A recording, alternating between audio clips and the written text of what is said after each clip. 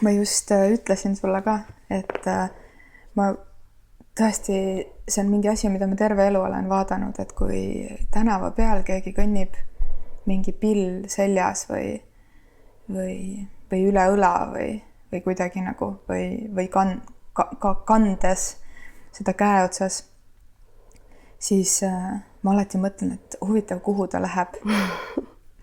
ja täna siis hommikul on samasugune vaatepilt ja isegi kui ma esitaksin selle küsimuse, siis ma tean vastust, et sa tuled minu juurde.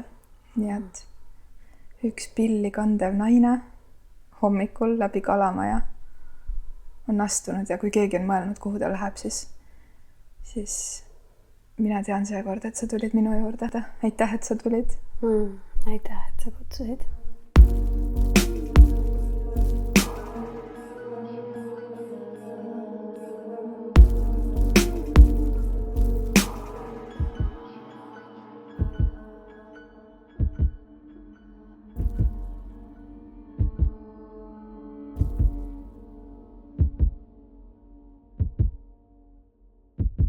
Kui ma mõtlen tagasi mingisuguste aegade algusesse, siis tegelikult esimese asjana ikkagi sa seostud minu jaoks päriselt ka muusikaga. Ja see muusika on midagi sellist, mis minu jaoks on üks kõige suuremaid müstikaid. Kuidagi suurem müstika kui mingid muud füüsikaseadused või mingid algoritmid või mingid IT-lahendused või jootekolbiga millegi sulatamine. Aga see, kuidas tekib viis või meloodia, on midagi sellist, mis mulle tundub lihtsalt täiesti hoomamatu. Nii et kuidas, Jane, on selline lugu olemas, et sinu seest tuleb välja muusika? Nii ilusti küsitud. Kuidas on nii, et minu seest tuleb välja muusika? Hääle tegemine ja eneseväljendus läbi heli on midagi sellist ürgomast inimesele. Ma olen alati seda rääkinud, alati selle peale mõelnud, et esimene asi, mis me tavaliselt teeme, kui me tuleme, kui me sünnime, siis me teeme häält. Me nutame või teeme ennast teatavaks. Ma tulin, ma olen nüüd siin ja mul on antud selline vorm väljendada iseennast läbi heli. Ja mõnes mõttes on see huvitav koht, et tihtipeale ma kohtan inimesi, kes on nagu jõudnud teha elus igasuguseid asju, nad on kuskil, oletame mingi 40 pluss ja siis nad tulevad minu juurde, ütlevad, et ma olen nüüd saavutanud nagu kõik, mul on pere, mul on äri, mul on raha, mul on kõik olemas. Ma tahaks laulda. Et see on nagu see üks asi, et ma tahaks häält teha. Ja siis ma ka niimoodi naeratan, ütlen, et aga teeme. Et seal ei ole midagi keerulist. Ja hääl ja laulmine on jõudnud minuni läbi selle, et ma kuidagi võtsin lihtsalt selle vastu, et ma tahan ennast väljendada ja palvet väljendada, et see, mida ma laulan, tõi siis välja selle, kuidas ma seda teen. Ehk siis, kui ma olen ka nagu tüüpilise taustaga, selles mõttes, et olnud kuskil laulukooris, laulnud sopranit, mis oli liiga kõrge, ei tulnud üldse ilusti välja. Ja siis jõudnud otsapidi lavakasse, kus me väga palju häälega tegelesime läbi lavakõne, läbi luuletuste, läbi rääkimise, läbi soololaulutundide, koorilaul. Ja sealt ikkagi nagu tekkis mingi põrgatus läbi teatud õppejõudude, et laulda ma ei oska. Et tekkiski nagu selline hinnang kellegi teise poolt, et jah, et okei, sa võid näitlejaks õppida, aga laule näitleja sust ei saa. Ja see nagu pani mind väga kinni mingiks hetkeks, sest mulle tundus, et keegi just oleks haaranud 2 käega ümber mu kõri niimoodi ja öelnud, et ei ole sinu koht nagu häält teha. Ja ma mõtlesin, wow. See oli hästi ootamatu minu jaoks, sest ma alati tundsin, et see on üks minu tugevusi. Et jah, võib-olla ma ei ole pikk näitleja või see kõige ilusam, see primadonna näitleja. Aga mul on hääl, mul on antud hääl ja mul on tugev hääl ja ma pidin palju vähem nagu vaeva nägema, et ennast selgeks teha laval. Ja siis keegi võttis sellise koha, et öelda mulle, et sa ei ole laulja. Ja öelda seda 21-selt või 22-aastaselt inimesele on nagu väga veider, sest et laulmine on oskus, seda saab treenida. Ja pealegi isegi, kui ma ei mahu, ma ei mahu mingisugusesse klassikalisesse lauluboksi, siis äkki mahun mingisse muusse vormi, mida võib-olla polegi veel leiutatud, mis võib-olla ongi ka teistmoodi. Et mina alati nagu, ma ei ütle kellelegi, et ta ei oska laulda. Mitte kellelegi. Et seda, või et sa ei saa seda õppida. Et saab küll ja alati saab laulda. Et saab, ja siis sellest nagu tuli see mingi esimene plokk. Ma sain sellest üle nõnda, et ma kohtusin mantratega. Et ma kohtusin sellega miks ja siis see kuidas polnud enam oluline. Palve ja sõnad ja hääle tegemine on täpselt see, kuidas sa oma vastust alustasid, väga resoneerub.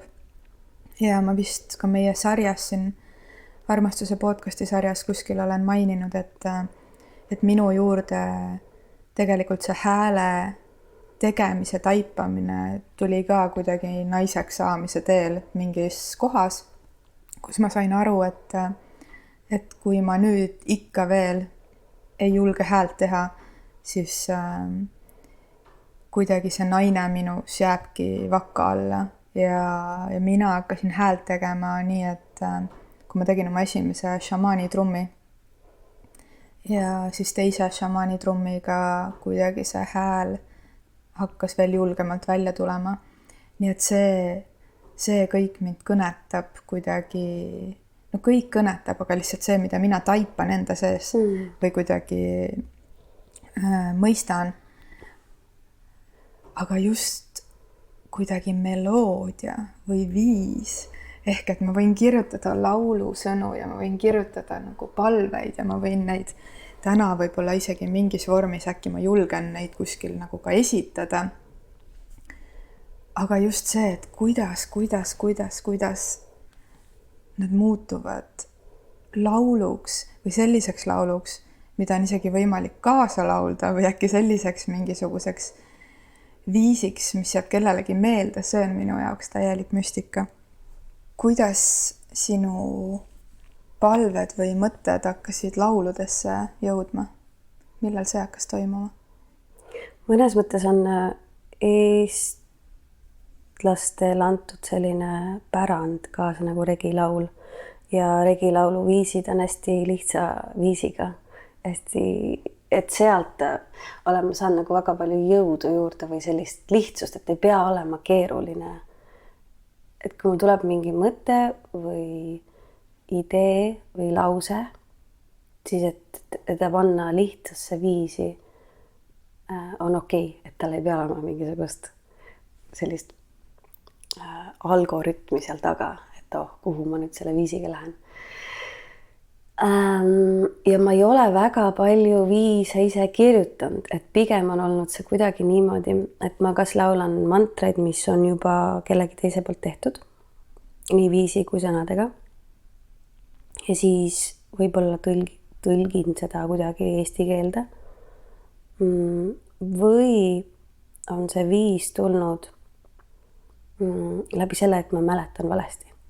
Et ma kuskil kuulsin midagi, mis mind inspireeris ja siis ma hakkan seda ümisema ja siis ma saan aru, et see ei ole see sama, aga see on midagi uut ja see on midagi teistmoodi. Ja siin on midagi juba nagu läbi minu filtri tulnud. Ja siis ma hakkan seda laulma oma viisiga ja see ongi nagu minu viis, minu interpretatsioon sellest. Sest et kui tegelikult mõelda, siis Arvo Pärdi poeg ütles, et väga raske on muusikat kirjutada, et kõik on juba kirjutatud. Et mõnes mõttes see on see, et nagu jalgratas on juba leiutatud, me teame täpselt neid noote ja see nootide summa on see peenar, kuhu me siis saame nagu neid seemneid panna. Aga see on mõnes mõttes nagu limiteeritud. Pluss sinna tuleb veel juurde minu hääle ulatus. Ja siis mul ongi lõpuks, ma saan mängida 28 noodiga ja valida, kuidas ma siis neid nagu põrgatan üksteisest. Et lihtsusest peitub võlu ja mul on täitsa okei, et see viis kõlab võib-olla mingi teise viisi moodi. Või et keegi on seda varem kuskil laulnud ja vahest ma isegi ütlen mõnele inimesele, et sa oled kirjutanud laulu, mis on minu laul. Nagu, et sina jõudsid selle enne ära kirjutada kui mina. Ja see on ka okei. Et ma ei hoia enam kinni sellest originaalsusest või et kuidagi minu laul, minu kirjutatud sõnad või minu mõeldud mõte, minu sünnitatud viis. Et need viisid võib kuidagi tulla sinust, minust põrgatada. Ja me ei küsinud seda sellepärast, et sa oleksid Eesti kõige mida iganes tuntum, parem laulja, vaid lihtsalt sellepärast, et sa oled puudutanud nii paljusid inimesi ja loonud selle uue mõistmise või loonud selle võimalikkuse, et inimesed on julgenud rohkem laulma hakata. Mis need väelaulud on? Väelaulud. See sõna väelaulud tuli siis koos Tommiga, kui me tegime neid ringe koos. Toimetus siis ütleb sulgudes Tom Valsberg. See hakkas ikkagi pihta sellest India traditsioonist, et need sanskriti-keelsed mantrad ehk kirtanid, kus me laulsime põhiliselt sanskriti keeles ja siis hakkasid tekkima eestikeelsed laulud ja kui nad segunesid, et nad ei olnud regilaul, ei olnud mantra, siis järsku me mõtlesime, et aga mis ta siis on, kui me oleme nagu ise uue vormi mõelnud välja. Et kus kohast see sõna võiks tulla ja ikkagi anda talle jõudu juurde eestikeelse sõnana, siis tuligi see väelaul. Ja see vägi on midagi sellist, mida mingis muus keeles ei ole. Ei saa nagu öelda power songs, et see on veider, et vägi, alati kui keegi küsib välismaalane, et mis see väelaul tähendab, mis asi see on, et see vägi on selline äge eestikeelne sõna, kus on mingi inner force. Ja mingi jõud, mis tuleb, sa saad aru, et ta võib tulla su seest, võib tulla mujalt, aga et see on selline nagu sümbioos või kooslus mingisugustest energiatest, mis siis saavad kokku lauluna. Väelaul. Ja väelaulu vorm ongi siis see, et mitte ei ole bänd ja ei laula ja teised kuulavad ja aeg-ajalt plaksutavad või siis unelevad niisama, vaid tekib see, et regilaulu vorm ehk siis kordustega antakse üksteisele sõna ja mõnes mõttes ka öeldakse nõnda, et see õhk, mida sina välja hingan mina sisse ja see, mida mina välja hingan sina sisse, et tekib selline nagu lainetus. Ja siis läbi selle tekib selline psühhedeelne põrkumine ja need sõnad võivad kesta, täpselt samad sõnad, mingi üks lause, näiteks 20 minutit. Ja siis me põrgatame seda. Tekib nagu mingi seisund. Tekib seisund, kindlasti seisund. Et miks mina seda teen põhiosas on see, et ta pakub mul naudingut. Naudingut selle vaikuse mõttes. Ikkagi ma saan tast nagu kaifi. See on see koht, kus kui ma laulan ja pärast laulu tekib see koht, kus ma mõtlen,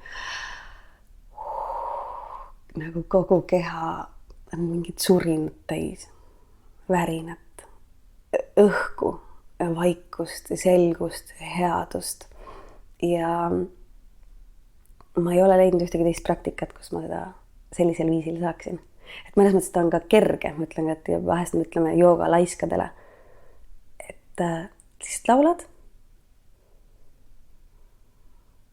ja saad selle tunde kätte. ja kõik muu kaob ära. Et ma ikkagi ka tunnen, et mul on väga palju igasuguseid mõtteid ja seda sibru-säbru kehas ja peas. Ja see on siis see koht, kus ma lõpuks rahunen maha, tulen endasse. Et ma kujutan ette, et see on midagi sarnast. Saab muidugi juhtuda teega, meditatsiooniga, joogaga, tantsides. Millessegi pühendudes, millessegi laskudes, millessegi nagu andudes. Ja seal kohal olles ja kuidagi nagu lubades endal ka luua seda energiat ilmselt siis nagu tõusta koos selle energiaga või nagu tõsta vibratsiooni. Ja kaasa tegemine on oluline osa, et see on ka nõnda, et vahest inimesed küsivad, kas sellest siis ei piisa, kui ma lihtsalt seal ringis istun ja kuulan, kuidas ümber inimesed laulavad. Mõnes mõttes piisab. Kindlasti tuleb mingi tunne. Aga ta on veitsa selline tunne, et kui sa vaatad mingit head šokolaadikooki ja mõtled, see tundub eriti hea. See on see tunne, aga teine tunne on see, kui sa võtad selle šokolaadikooki ja sööd seda. Et see on hoopis et mõlemad on tunded ja kindlasti väga head tunded. Aga mina alati soovitan inimestele, et palju parem on seda võtta ja siis seda tükki šokolaadikooki süüa ja siis see läbi tunnetada, et see maitse, mis jääb. Et see on päris.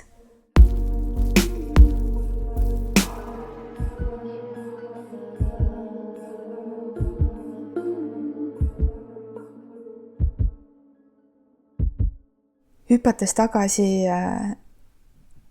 sellesse hetke, kus sa õppisid näitlejaks.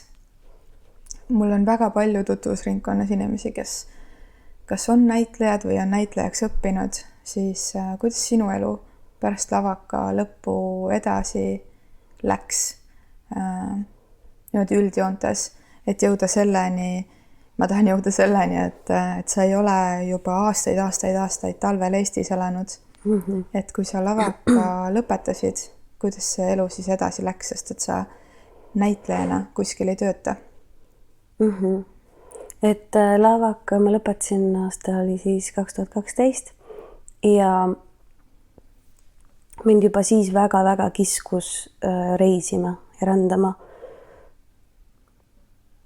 Ja üks selline poeetiline põhjus, mis ma juba siis nagu tundsin, oli see, et ma tundsin, et mu silmade taga ei ole lugusid.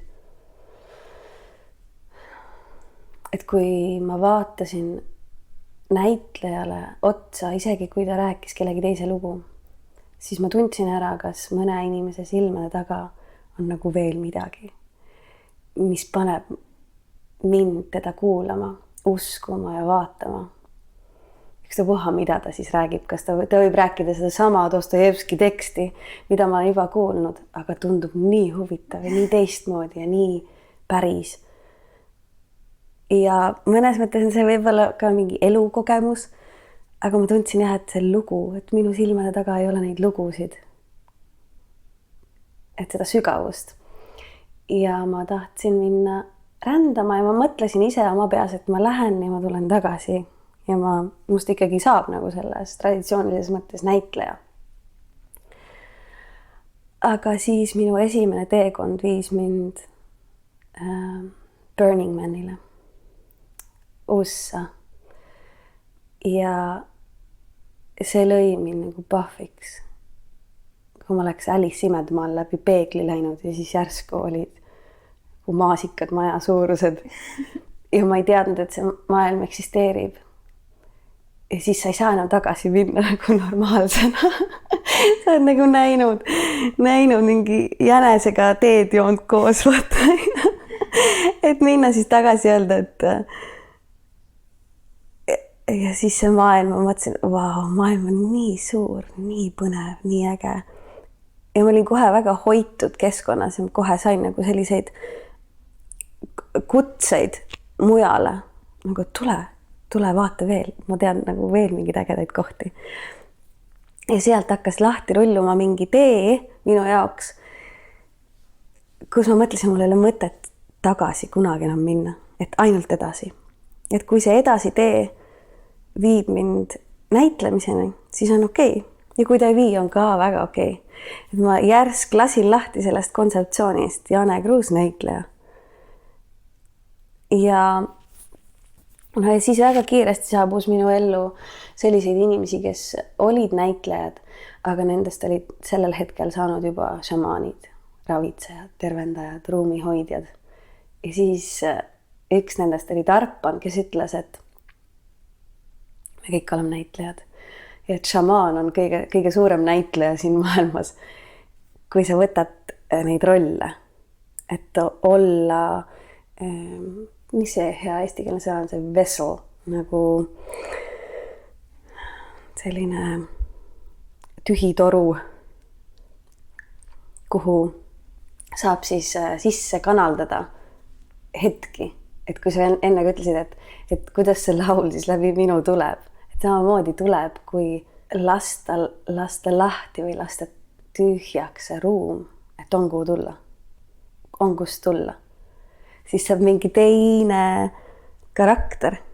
Vaata, nagu me oleme karakterid ka läbi, et on naine, armastaja, ema, kolleeg. Et samamoodi see karakter tuleb niimoodi ja sa hakkad seda kehastama.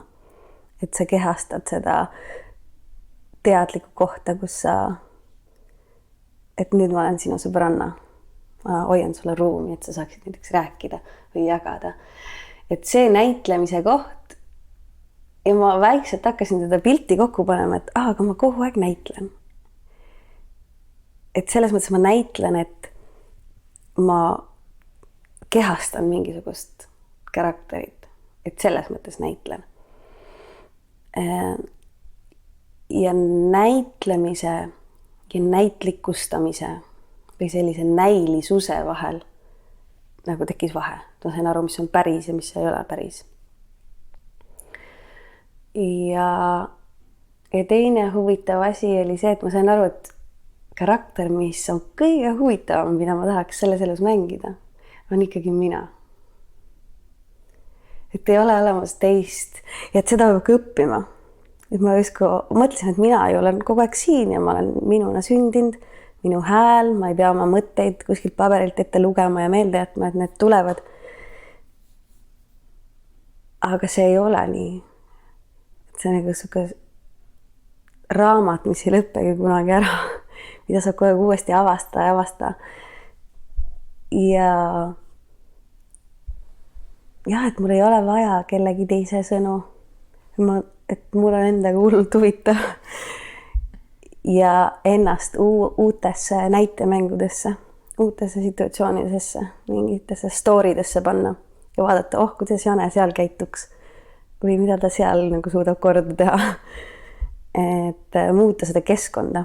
Et niimoodi must saigi selles mõttes siuke rändav näitleja, vabakutseline kõige otsesemas mõttes.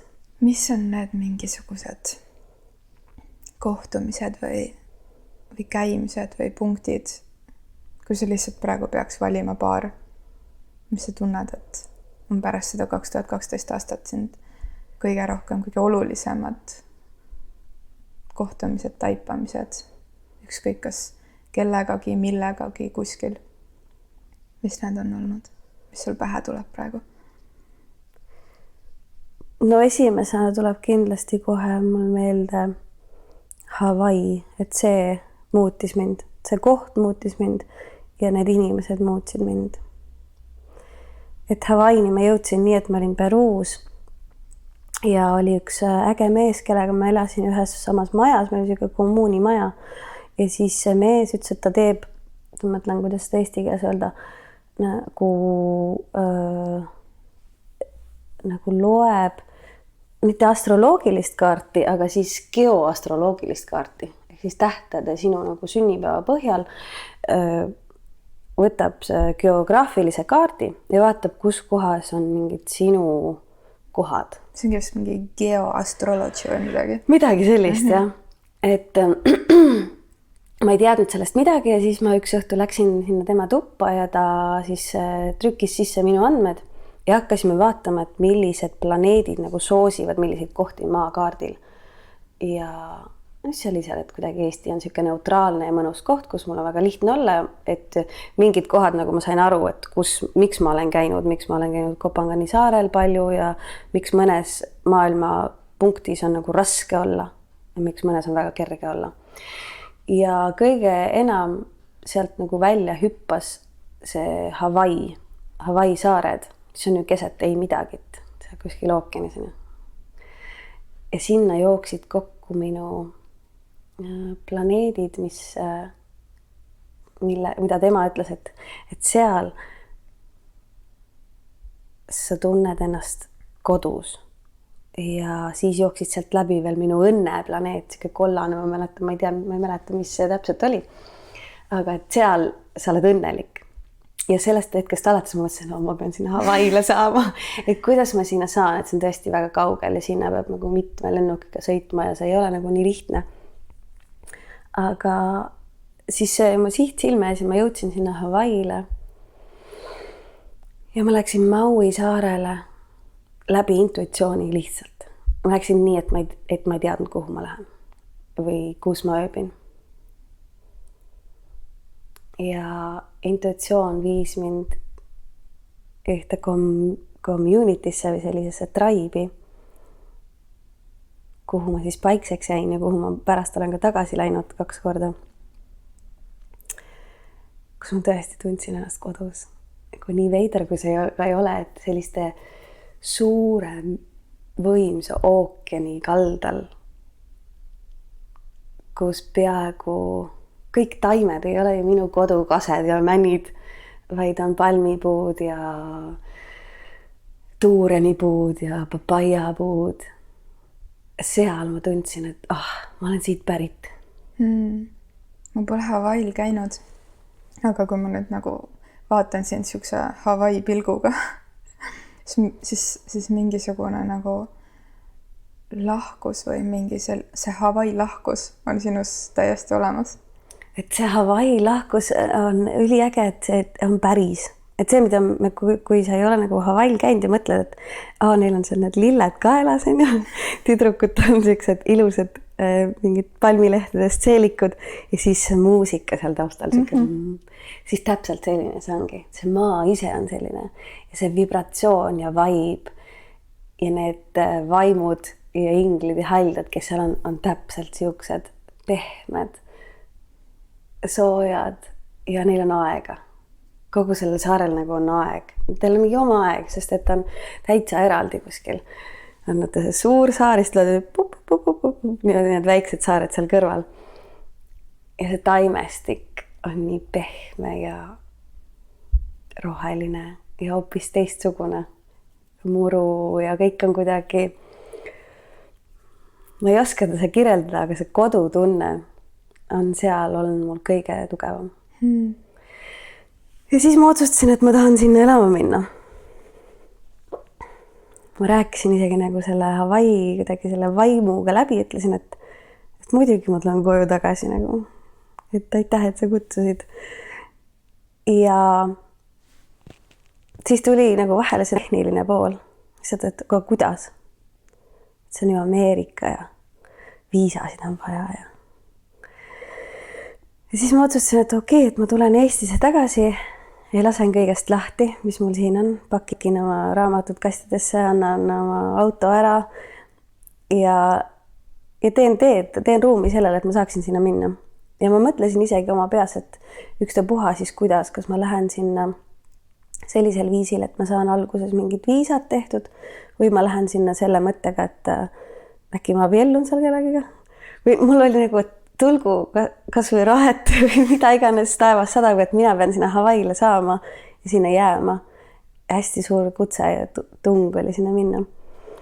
Ja siis ma tulin tagasi Eestisse, lasin kõigest lahti, aga talv oli tulemas ja ma pidin ikkagi kuhugi soojale maale kiiresti saama ja siis ma mõtlesin, et olgu ma lähen paariks kuuks Taisse ja siis tulen tagasi ja siis lähen nagu Hawaiile. Ja ma läksin Taisse ja siis ma kohtusin seal oma kallimat roobi täiskuu ööl rannas. Ja sellest hetkest alates me oleme koos olnud ja sellest hetkest alates muutus see, mis see kodutunne muutus mõnes mõttes. Ja see, kes ma olen, muutus. Et kui ma selle Hawaii plaani tegin, siis ma olin niisugune üksik hunt, kes lihtsalt oli nagu paljajalu mööda neid Hawaii rande jooksis ringi. Ja siis, kui ma kohtasin Roovi, siis ma sain aru, et jah, et kodu on oluline ja Hawaii on oluline ja need inimesed, see tribe on mul oluline. Aga ma olen leidnud inimese, kellega ma tahan jagada oma elu. Ja ma pean temaga ka arvestama, andma talle ruumi. Leida see kodutunne üksteises kõigepealt. Ja siis küll me jõuame sinna Hawaiile, kui vaja on. Ilus. Tead, et mu üks USA sõbranna õpib ka seda geoastrologit ja siis ta vaatas minu neid jooni nii-öelda. Kuna ma ise ei ole sellega nii tuttav, siis mul tema puhul ei jäänud muud üle, kui teda usaldada. Ka lihtsalt neid jooni nähes. Siis ta oli nii üllatunud, et ta oli üle 40 inimesele teinud seda kaarti ja jaganud siis soovitusi ja kuulanud peegeldusi. Aga ta ei olnud kohanud ühtegi inimest, kes elab seal, kuhu tema jooned kõige paremini jooksevad ja toetavad. Nii et Elina Eestis on nagu kõige rohkem kodus üldse. Wow. Ja mulle hullult meeldib reisida. Tõesti meeldib. Aga mul juhtub pärast umbes 2. või 3. nädalat siuke asi, kus ma hakkab lõug värisema. tuleb selline koduigatsus, Oh, wow. et nagu siuke ületamatu koduigatsus, mis ei tähenda, et meil oleks kauem reisil olnud ja mis ei tähenda, et ma nagu kodeeriks endale seda sisse. Sest et mõnikord see tuleb ka 2. nädala peale, mõnikord hiljem on ju. Aga et ma olen täielik nagu, ma olen Eestis, siis ma olen nagu täiesti kodus. Et lihtsalt äge oli seda. Näiteks üks viis, mida uskuda või vaadelda, et see kaart on ju, et näitas ka seda. Loomulikult on mingid punkte, kus mul on oluline ära käia, et midagi taibata, aga just see nagu, et kus sa oled oma täisvõimsuses ja kodus oli mul siin. Nii et päris äge.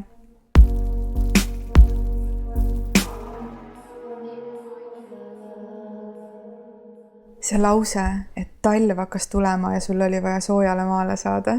Mida see tähendab? Sest mul on nii, et kui talv tuleb, siis ma olen nii, lumi.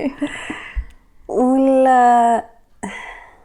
see võib-olla hakkab ka vaikselt muutuma.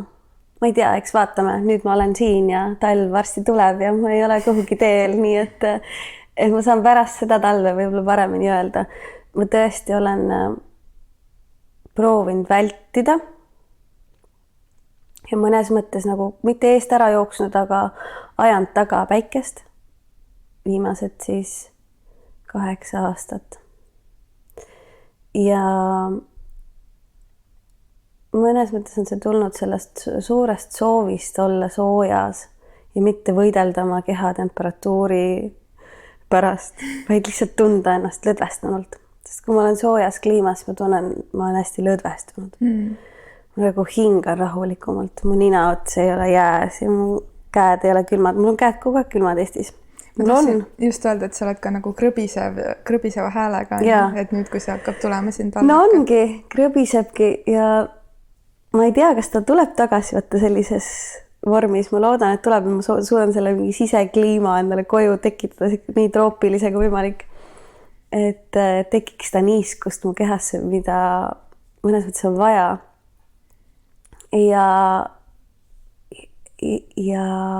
et üks asi on see kehaline asi, et mulle meeldib, et ma olen soojas, mul on mõnus, mul on hea. Päike, värvid, erksad värvid. Ma olen neid taga ajanud, sest et see keskkond tekitab mul on nagu mõnus ja hea olla palmipuu all. Aga mõte sellest, et sa küll ütlesid, et sa ei jookse millegi eest ära, aga et sa just ajad taga päikest. Aga mõte sellest, et see ei pruugi nii olla, aga ma ikkagi küsin, et kas see võib olla kuidagi, et sa lükkad edasi seda mingi enda kaamusega kohtumist või mingisugust. Sest et kui on mingid tunded või olukorrad või hetked, mis vajavad meis endasse vaatamist, siis kui sa pistad varbad sooja liiva sisse, siis on palju lihtsam sellest mööda vaadata.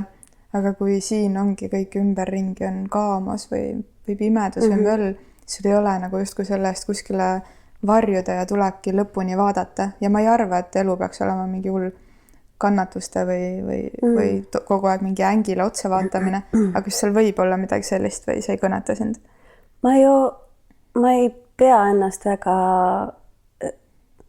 selles mõttes, ma ei karda midagi ja ma vaatan endale väga mõnuga otsa ja vaatan otsa ka nendele varjupooltele ja hirmudele ja mulle meeldib neist läbi minna ja mulle meeldib pigistada iga võimalik valusidrun nagu tühjaks ja võtta sellest ja veel naeratada selle kõige juures. Et ma arvan, et seda võib-olla mitte.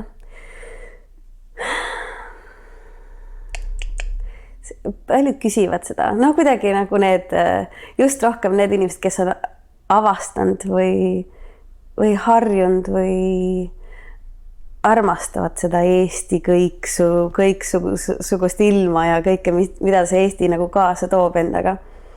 Mul on olnud vaja olla need 8 talve Eestist ära. Selleks, et kasvada hoopis mingi teisel levelil, et see suve vaib, ma olen küll ka sügises olnud, et kui ma tavaliselt olen läinud näiteks Californiasse, siis seal on olnud pikk, see on hästi pikk soe sügis. Nagu meil siin hetkel on, seal kestab see paar kuud ja niimoodi, et sa saad veel nagu dressikaga kogu aeg olla seal lehtede sees möllata.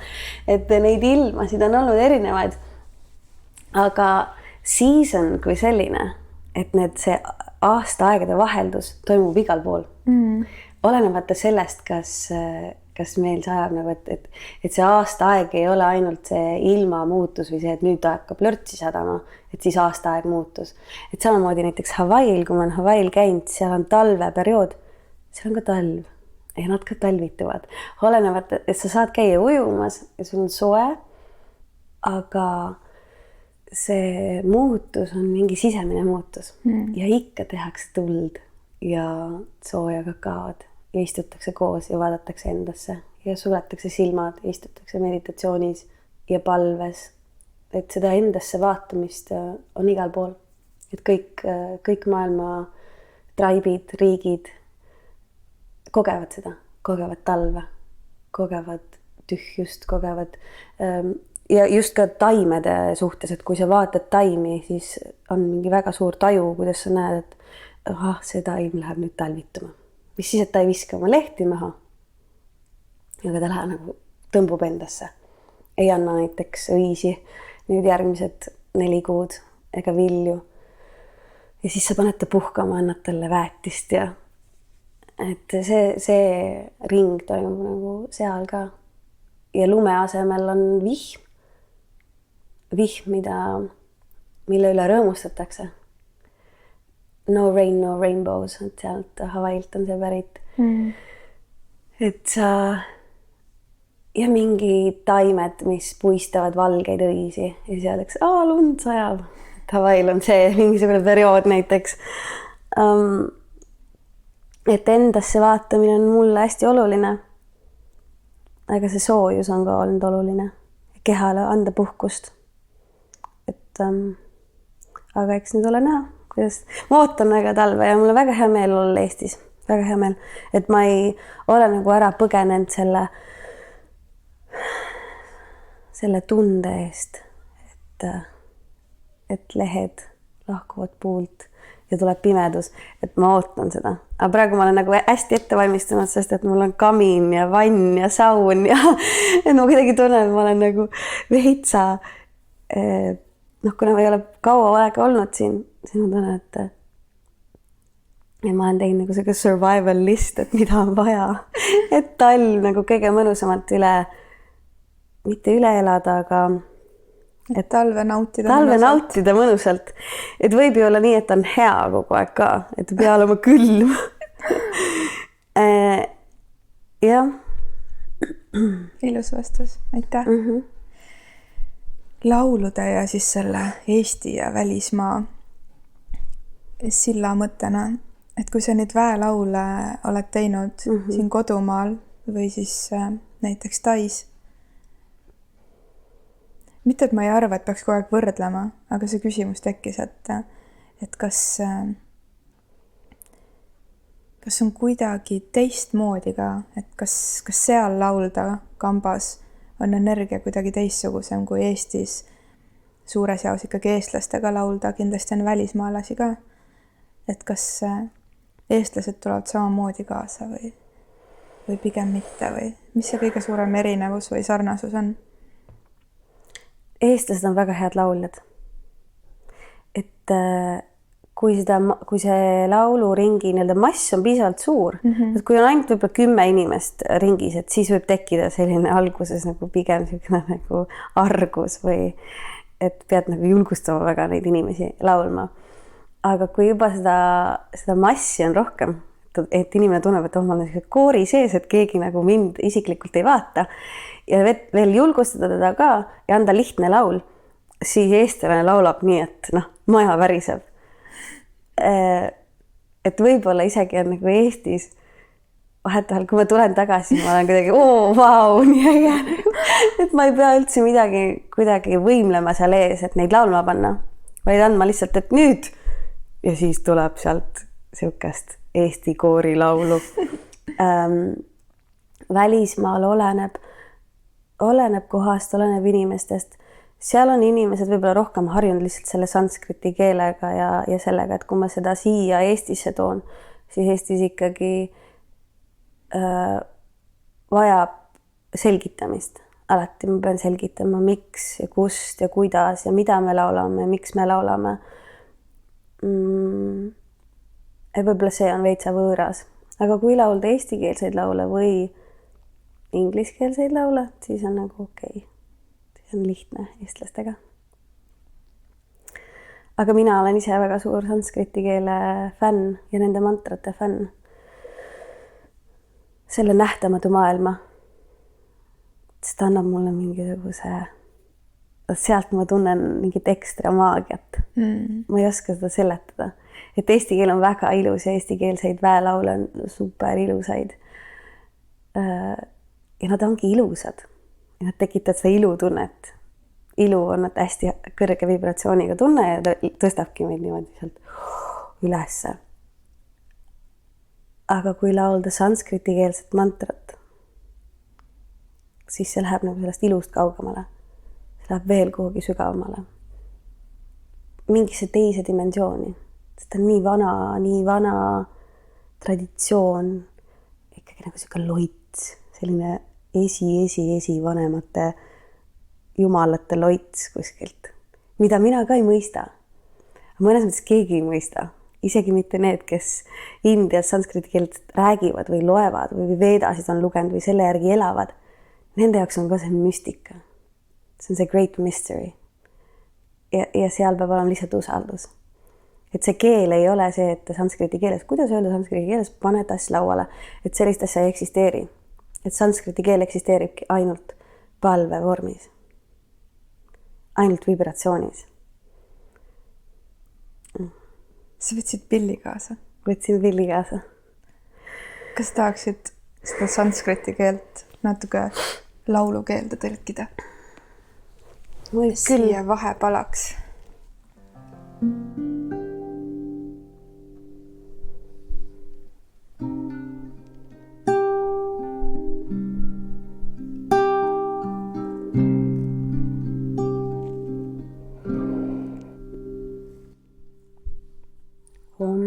Vakratundaya hum, Om Vakratundaya hum, Om Vakratundaya dhimahi, Om Vakratundaya dhimahi, Ganesha Avatara Namaha. Ganesha Avatara Namaha. Ganesha Avatara Namaha. Ganesha Avatara Namaha.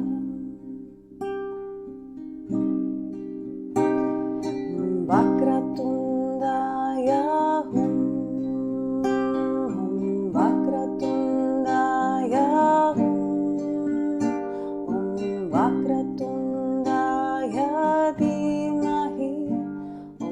Vakratundaya Dhimahi. Ganesha Avatara Namaha. Ganesha Avatara Namaha. Ganesha Avatara Namaha.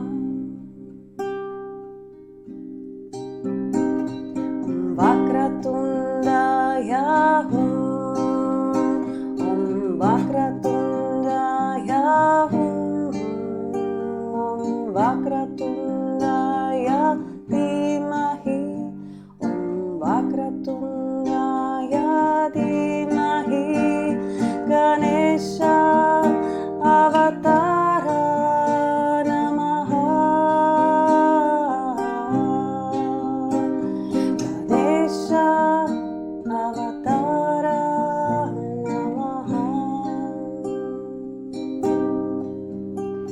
Ganesha Avatara Namaha. Ganesha Avatara Namaha. Ganesha Avatara Namaha. Ganesha Avatara Namaha.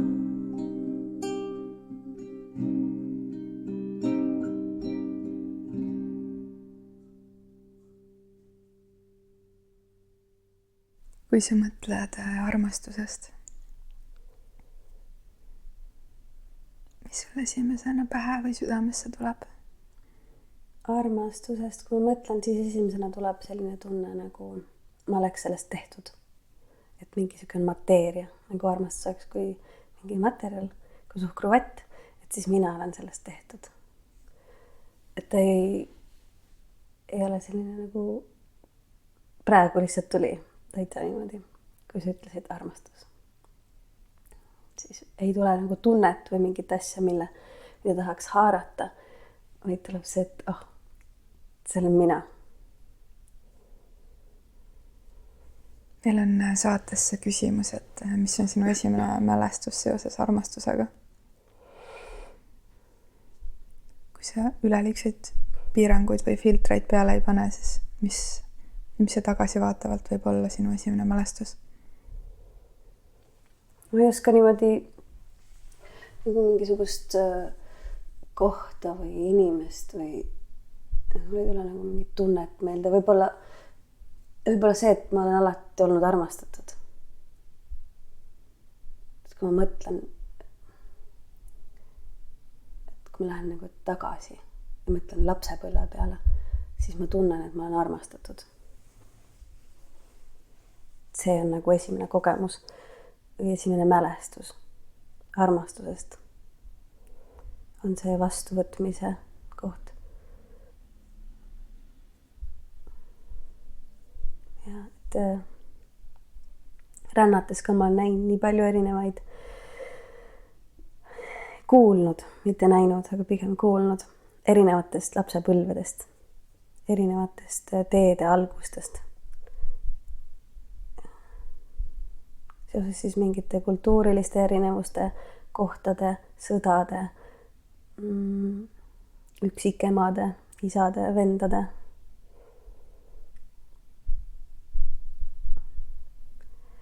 Ja siis ma alati mõtlen, et vau, et tõesti minu kohta mõnes mõttes käib see sündinud hõbelusikas suus. Ma olen kogu aeg olnud armastatud, sündinud nagu vabana. Ja jah, et see on minu esimene kogemus. Tead, ma arvan, et nende episoodide jooksul, mis me salvestanud oleme, ma ei mäleta, et keegi oleks nõnda vastanud. Mis ei tähenda, et kellelgi ei võiks olla sellist tunnet. Aga kui me oleme küsinud, ma ei mäleta, et keegi oleks nõnda vastanud. Aitäh. Jääks nüüd kümblema selle vastuse sisse. Nii ilus. Kuna sa tegeled ka sellise ravitseva tööga, mis on seotud kas tseremooniatega või ruumi hoidmisega, heli või muul moel. Ja nüüd siit armastusest edasi liikudes või selle sisse jäädes, mis sa tunned või näed, mida inimesed kuidagi kõige rohkem vajavad või millest puudust tunnevad? Mida kuidagi igapäevaselt rohkem märgata või toetada? Ja mil viisil? Palju küsimusi. Et lihtsatest asjadest tuntakse tavaliselt puudust. Ma olen seda nii kuulnud kui inimestelt, kui ka näen lihtsatest selles mõttes, et koos olemisest, koos loomisest, puudutustest. Alati, kui ma teen väelaule, siis väelaulude lõpus ma ütlen, et nüüd palun kallistada. Ja see on hästi oluline, et ma seda ütlen. Et siis tekib see ruum, kus ka võõrad üksteist kallistavad. Ja ma vahel isegi ütlen, et palun kallista 2 inimest, keda sa kunagi varem kallistanud ei ole. Ja et selle kallistuse taga või selle puudutuse taga ei peagi midagi rohkemat olema, kui see kallistus. See tunne, et me oleme siin koos nüüd loonud seda ruumi, hoidnud seda ruumi. Ja me lähme siit edasi. Aitäh, et sa olid mu kõrval või minu selja taga või minu ees. Ja lihtsatest asjadest, et puudutusest, vaikusest, et keegi meid kuulaks, hooliks, küsiks ja hoiaks ruumi. Et nii veider, kui see ka ei ole, see ruumi hoidmine. Et mis on sinu põhitöö, ma hoian ruumi. Ja mida siis on? Heit siuke pseudo ja väga paljudele tundubki siukene muudu, et mis mingi esoteeriline mingi ruumi hoidmine käib. Aga ruumi hoidmine on täitsa reaalne asi. Täiesti reaalne asi on olla olemas sellel hetkel sellises terapeutilises vormis kuulaja, hoidja, kaitsja, suunaja. Et sa ikkagi laeva kapten. See ei tähenda, et sa ise seda rooli kogu aeg seal niimoodi, su müts peas. Aga sa vaatad, et kõik oleks okei. Et kõigil oleks kõhud täis. Vaatad, et vahepeal vaatad, kus see tüür on, kuhu poole me seilame. Et on selline emalik, isalik, kaptenilik roll selles ruumis hoida. Ja siis selle tunnetab inimene ära, kui ta tunneb, et ma olen hoitud. Et see on turvaline. Maailm hoiab mind. Meeldetuletus. Meelde tuletada on oluline inimestele. Et kõik on hästi. Et hoiame fookust, hingame. Sa ei ole üksi. Ma olen olemas. Ja et me kõik käime läbi täpselt sama rada. Vaadata otsa võõrastele inimestele, saada aru, et neil on täpselt samad etapid läbida. Me kõik sünnime ja siis me õpime roomama, käima, rääkima, suhtlema, mõtlema, jagama, hoidma, protsessima. Et me ei ole üksi selles. Ja kellelgi ei ole kergem kui sul. Ei kellelgi ei ole raskem kui sul. Valu on erinev. Aga sama. Et see, kui president torkab endale nõelaga näppu, ta tunneb sama valu kui see, kui torkab endale nõelaga näppu nii-öelda poemüüja. Et see, mis su amet on, sellest ei olene. See valu on sama. Ja seda protsessi me peame mõlemad samamoodi läbima. Kuidagi see koht mind väga nagu kõnetab. Ja reisides ma olen seda palju näinud.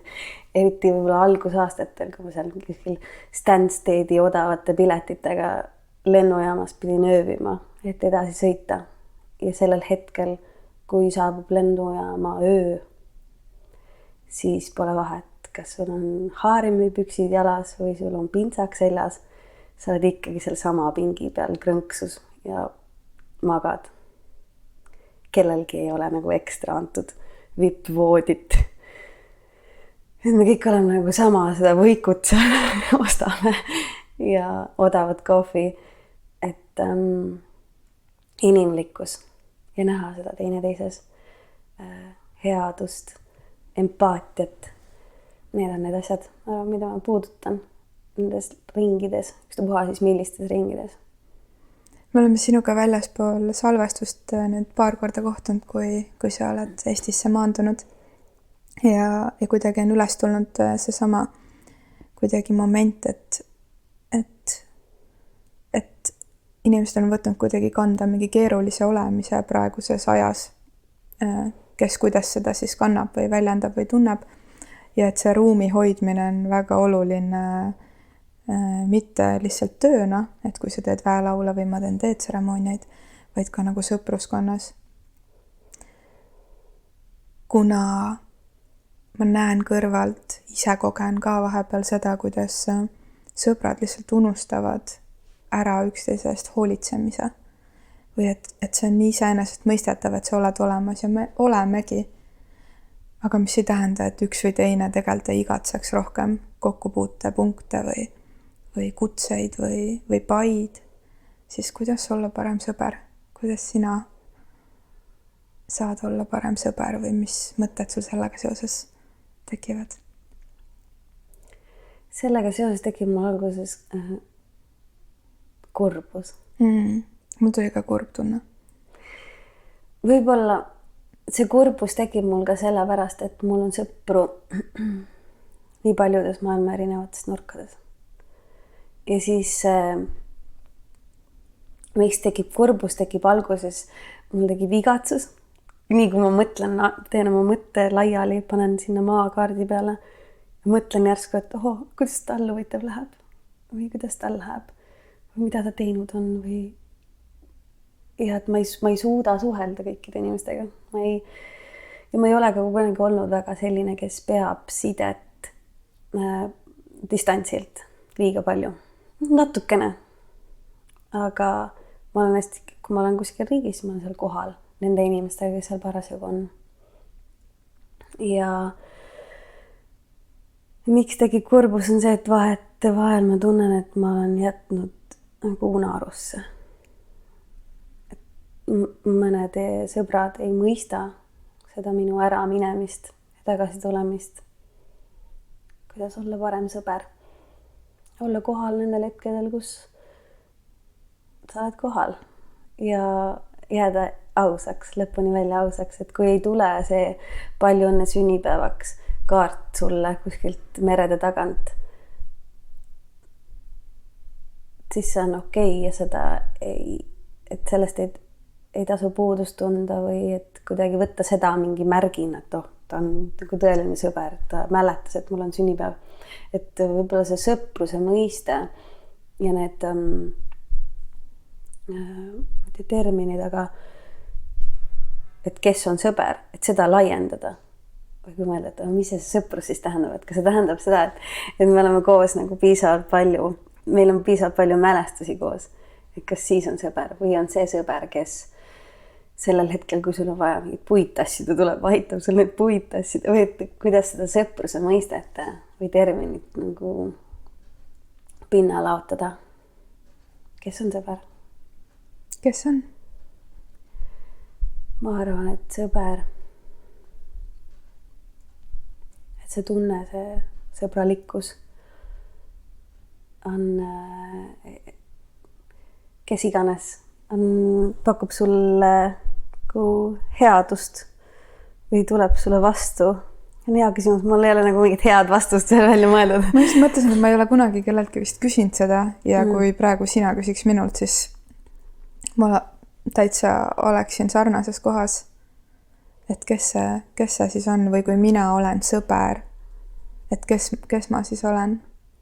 Ma olen olemas ja ma tõesti ei taha aga kanda seda pinget, et kui ma ei jõua sünnipäevakaarti teha, et siis mind ei võetaks enam sõbrana või jätame selle siia õhku ja tegelikult ka kuulajatel, ma arvan, see on päris äge koht, mille üle mõtiskleda just selles vormis, et kui tihti me justkui ootame oma sõpradelt midagi või loodame.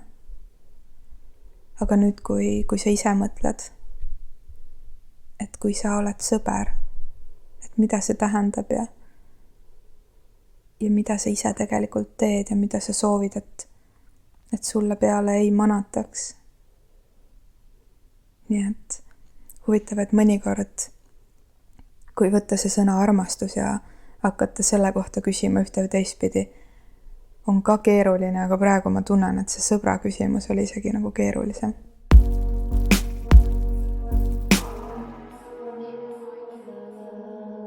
Me tegelikult ei ole üleliia palju elus suhelnud ja mulle meeldib tegelikult see tunne, et heas mõttes nagu ilusad võõrad olla, aga samas tunda, et seal on midagi rohkemat, et selles on mingi vabadus ja mingi sügavus ja mingi selline sõprus, mis ongi vastus võib-olla sellele küsimusele, mida me hetk tagasi vastata ei osanud. Ja mul on nii hea meel, et sa talvitud see aasta Eestis. Ma ei oskagi öelda, miks, aga mul on tunne, et siit tekib mingeid olulisi hetki. Kui mõned inimesed tunnevad huvi sinu tegemiste vastu, siis kuidas sina teiste ilusate võõraste jaoks olemas oled või kuidas su tegemistega saab kursis olla?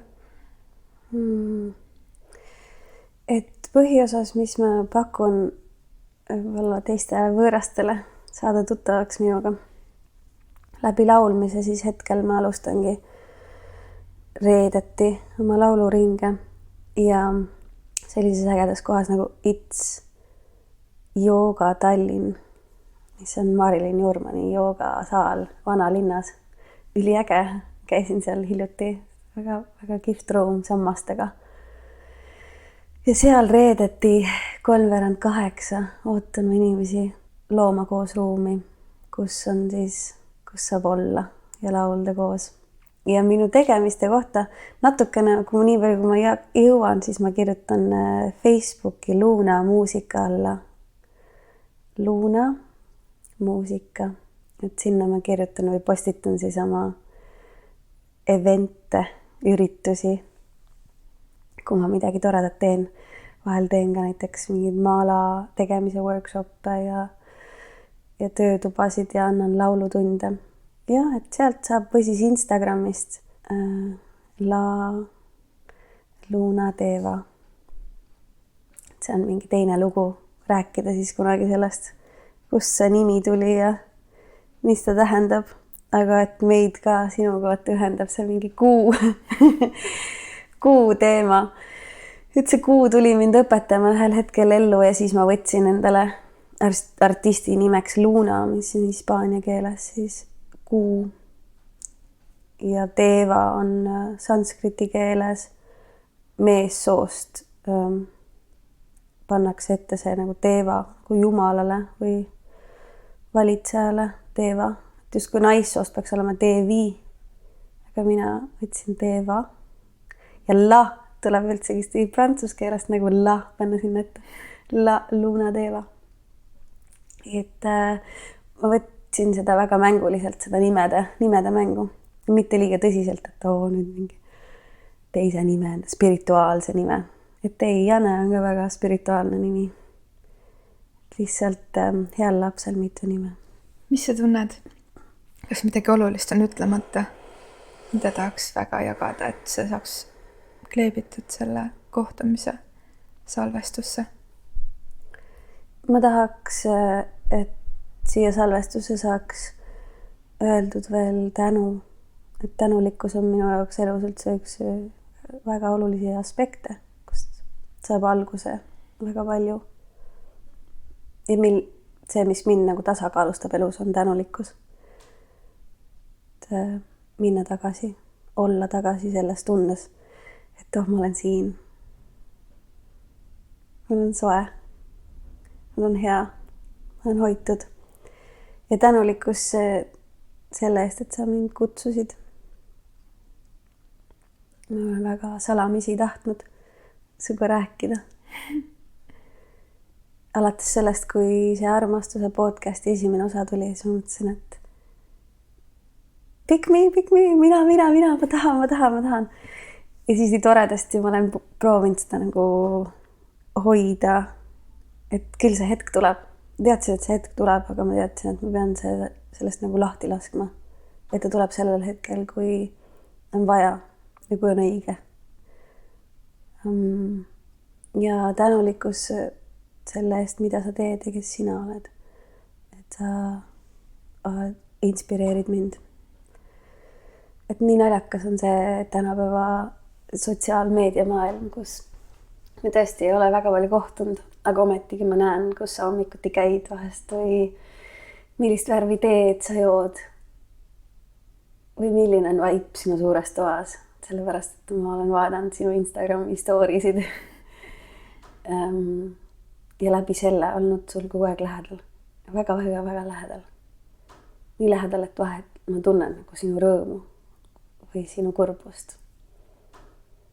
Ja selles on hea olla. Ma olen tänulik sellele vormile. Meil on see vorm, mille kaudu jagada üle merede ja mägede. Ja mul on hea meel, et sa jagad. See ei ole kõige lihtsam. Ei ole lihtne jagada alati. Ise ennast pärisena. Lihtne on panna filtreid peale. Aga ma näen ja tunnen, et sa jagad seda, mis on päris. Et see on mul oluline. Aitäh selle armastuse taskuhäälingu eest ka, et see edasi kestab ja kannab. Et on olnud selliseid ilusaid hetki Tais, kus ma kõnnin ja kuulan podcasti. Kuulan sinu häält ja vaatan palmipuid. Aitäh. Panin silmad kinni ja kujutan seda vaatepilti praegu. Filmina. Oma peas. Ilus. Oleme hoitud. Oleme hoitud.